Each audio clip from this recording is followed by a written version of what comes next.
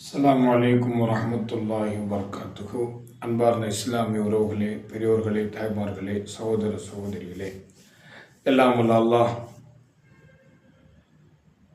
நம் எல்லோருடைய தேவைகளையும் முழுமையாக நிறைவேற்றி தந்தருள்வானாக. அன்பானவர்களே, இஸ்லாமிய புத்தாண்டினுடைய 10வது மாதமாக இருக்கக்கூடியது ஷவ்வாலுடைய மாதம்.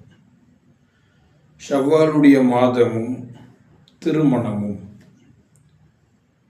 ஷவ்வாலுடைய மாதத்தை பற்றி அரபுகளிடத்தில் ஒரு தப்பான கண்ணோட்டம் இருந்தது.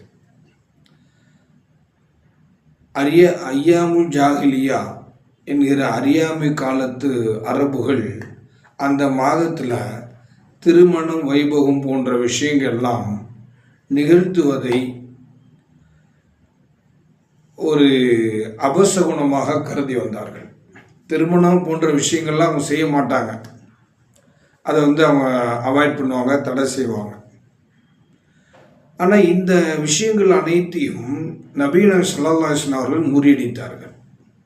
ஷவ்வாலுடைய மாதத்தில் தான் அன்னை ஆயிஷா ரலியல்லாஹு அன்ஹா அவர்களை பெருமானார் ஸல்லல்லாஹு அலைஹி வஸல்லம் அவர்கள் திருமணம் முடித்ததாக ஒரு குறிப்பு இடம்பெறுகின்றன. வரலாற்று ரீதியாக ஒரு சில நிகழ்வுகளும் இதே ஷவ்வாலுடைய மாதத்தில் நடந்திருக்கு என்பது குறிப்பிடத்தக்கது. அப்போ அரபுகள் அவங்க ஐயாமுல் ஜாஹிலியாவில் வாழ்ந்தாங்க. அப்படின்னால அவங்கள்ட்டெல்லாம் இன்றைக்குள்ள அரபுகளை பற்றி சொல்லவே தேவையில்லை. அல்லாஹ் தான் அவங்களுக்கு அவங்களுடைய அறிவை இன்னும் அறிவு என்கிற கண்ணை திறந்து பார்க்கக்கூடிய அளவுக்கு அவங்களுக்கு அல்லாஹ்வுத்தாலா ஆற்றலையும் திறனையும் கொடுக்க வேண்டும் என்கிற துவா மிக முக்கியமானது. அன்பானவர்களே, திருமணம் என்பது அது பெருமானார் ஸல்லல்லாஹு அலைஹி வஸல்லம் இந்த உலகத்தில் தோன்றிய எல்லா நபிமார்களும் திருமணம் செய்திருக்கிறார்கள்.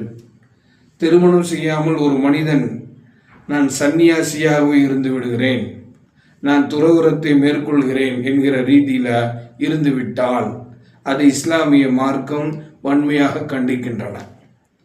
சன்னியாசியை போவதற்கு இஸ்லாமிய மார்க்கத்தில் அனுமதி கிடையாது. திருமணம் முடித்தால் மட்டுமே ஒரு மனிதன் முழு மனிதனாக